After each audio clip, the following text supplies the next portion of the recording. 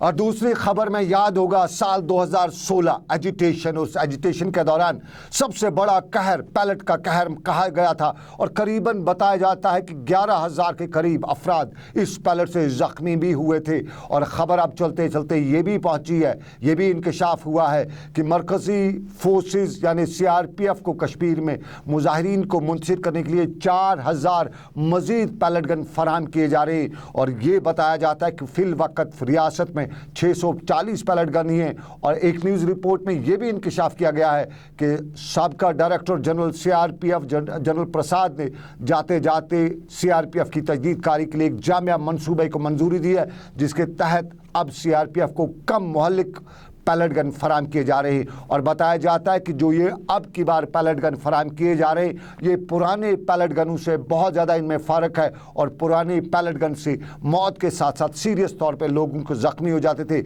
लेकिन अब जो नया पैलेट गन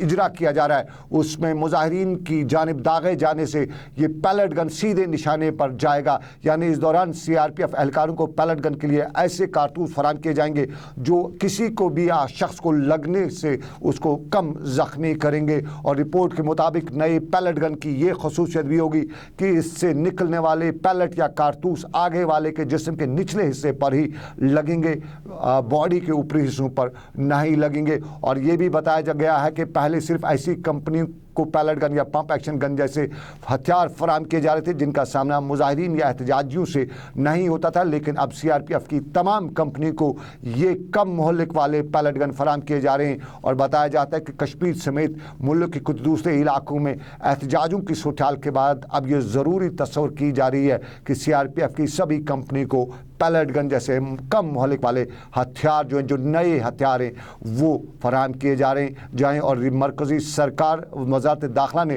पैलेट गन के ख़िलाफ़ जहां उठती हुई सभी आवाज़ों को नज़रअंदाज किया है और अब बताया जाता है कि अब नए पैलेट गन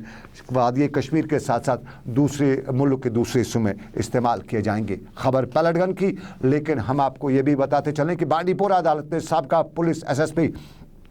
हंसराज परिहार के खिलाफ गैर जमानती वारंट जारी करते हुए इंतजामिया को उनके खिलाफ FIR नंबर 52/06 ज़ेर दफ़ा 364, 302, 304, 301, 314 के तहत कार्रवाई के अहकाम दिए हैं। याद रहे परिहार के खिलाफ फेक एनकाउंटर का मुकदमा चल रहा है और वो अदालत के सामने पेश नहीं हो रहा था और अब अदालत ने गैर जमानती वारंट जारी किया है। और हम आपको ये तस्वीर दिखाते हैं, ये श्रीनगर में असातिज़ा आज मुजाहरे पर थे। असातिज़ा के इन मुजाहरों की खबर यही है कि असातिज़ा की तब्दीली और तकरीरी का कल फैसला हुआ था, इस पर आज असातिज़ा एहतजाज महकमा तालीम के असातिज़ा एहतजाज पर निकले थे। और इन असातिज़ा का इल्ज़ाम था कि उन्हें दूर दराज के इलाकों में तब्दील किया गया है, जो कि सरासर नाइंसाफ़ी है। पहले असातिज़ा की बात, फिर हम अपने दिल की बात कहेंगे, हम अवाम की बात कहेंगे, लेकिन पहले असातिज़ा क्या कहते थे।